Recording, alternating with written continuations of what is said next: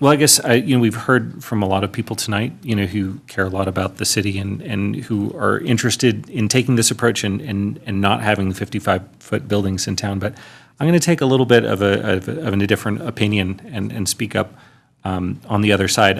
One point I do want to make is that the height limit in the city charter is 55 feet.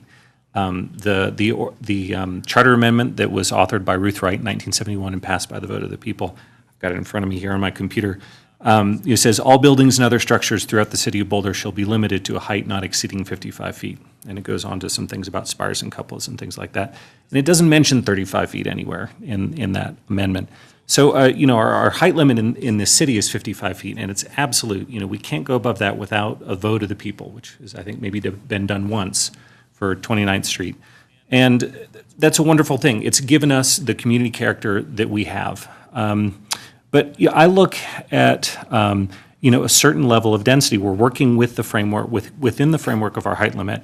And I look at density in the right place as an environmentalist. That when you look at people living and working in places that have good transit, good biking access, good walking access, a place like downtown, a place like North Boulder where I live, University Hill, then you get, like on a per capita basis, you get significantly lower greenhouse gas usage. I looked up, there's a study by the APA on this. I don't have the numbers in front of me, but it makes a real difference. And as we look, at fighting climate change, one of the tools in our toolkit I really feel is land use. It's about putting people and activity in the right places, in our activity centers where you have the access to non-motorized transportation. And we have approved a lot of taller buildings on this board. I've been on this board for 4 years, and we've approved a number of buildings that have gone up to 55 feet. But I think that they have been exclusively in the major activity centers in town. And there have been ones that we have said no to.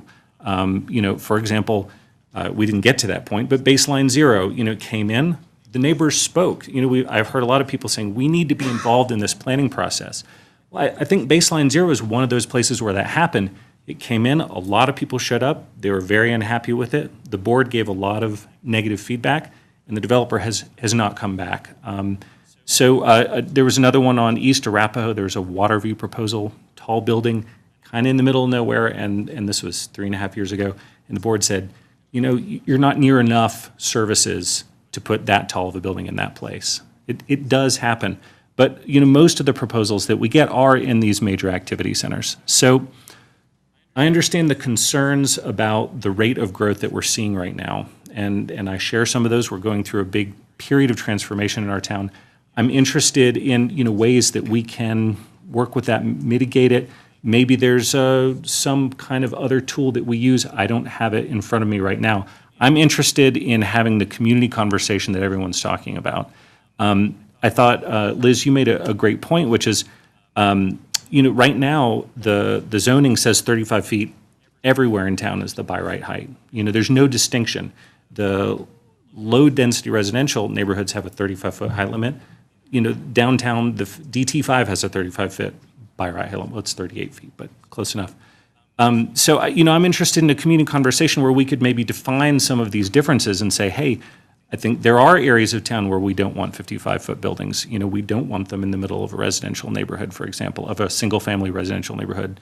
But there are these activity centers in town where they are appropriate. So I'm really interested over the course of the next year with the comprehensive plan update in having that community conversation, bringing in everybody here that's so worked up about these issues, all the other people in the community that care about it, and trying to arrive at some kind of larger agreement where we could label the places where we're willing to put some more intensity and really get everybody in the community involved. So I feel like this particular height limit ordinance was brought forth very quickly.